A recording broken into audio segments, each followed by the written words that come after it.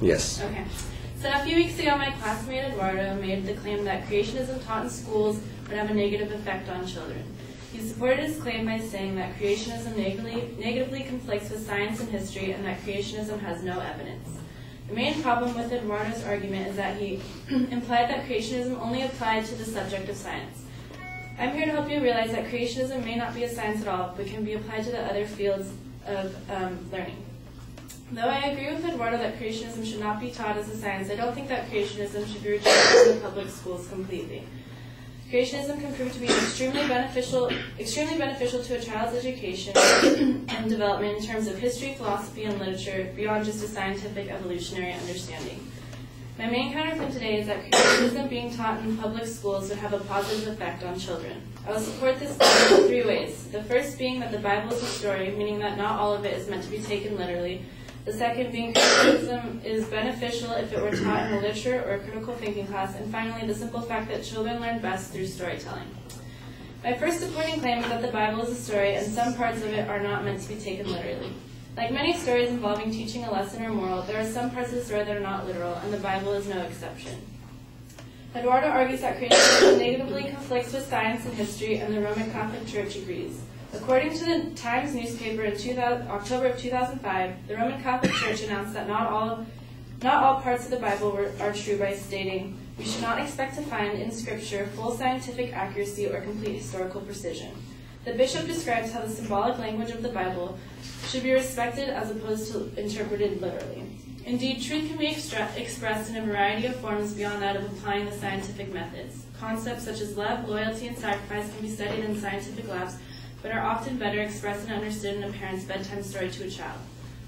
My second supporting claim is that creationism would be most beneficial to children if it were taught in a critical thinking or literature class. The Bible is an exceptional piece of literature filled with metaphors, similes, symbols, allegories, and many more literary devices that are used by many well-known and prized authors that are part of the public school system today, such as William Shakespeare and Joseph Cornell.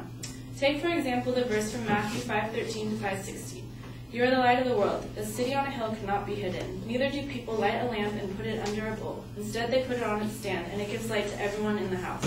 In the same way, let your light shine before men, that they may see your good deeds and praise your Father in heaven."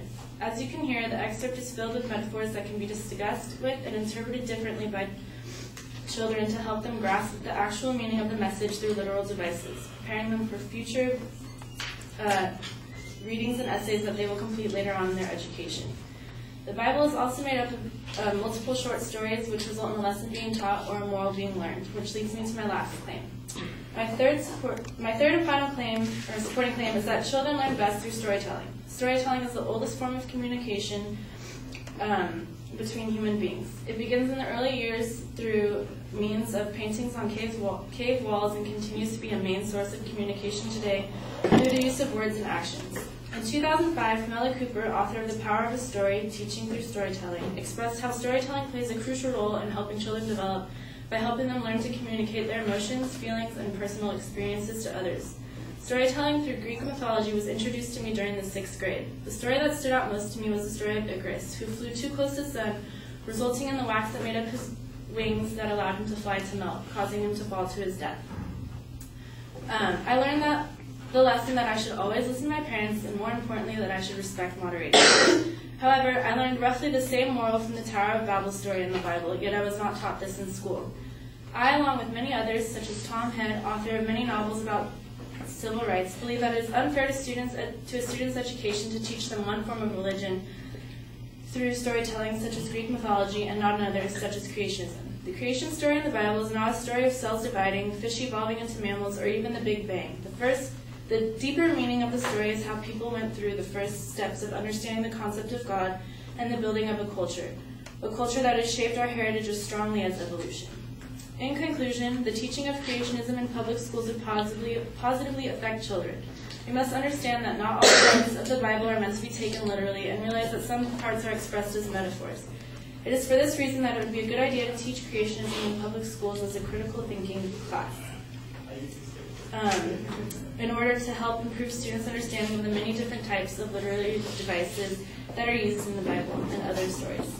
And finally, storytelling is the most beneficial element to children's learning, which is why we should stimulate it with many stories from many different cultures and religions, including creationism. Thank you.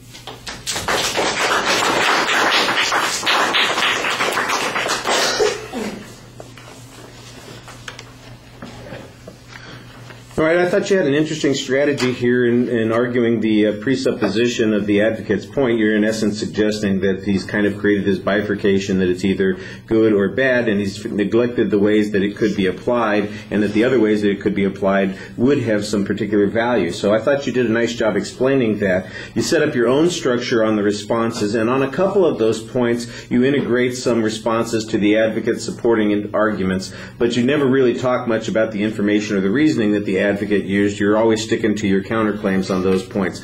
I thought it was clearest on the third point. I was wondering at first how the storytelling issue was going to apply, but right at the very end of the argument, I thought you had a very nice explanation about how it is integrated into this and how it contrasts to the notion of science being different, and that this is a different way of explaining other elements in the world, and it's not necessarily scientific, and nobody's expecting it to be scientific, and you kind of did a good job explaining that.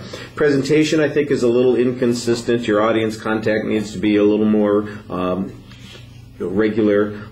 Your voice projects pretty well, and I think the language of the argument works pretty well. Like I said, I think I would have liked to have you engage a little bit more some of the particulars that the advocate talked about instead of just going entirely outside of that, but I thought it was a good strategy on the whole. All right. Thank you.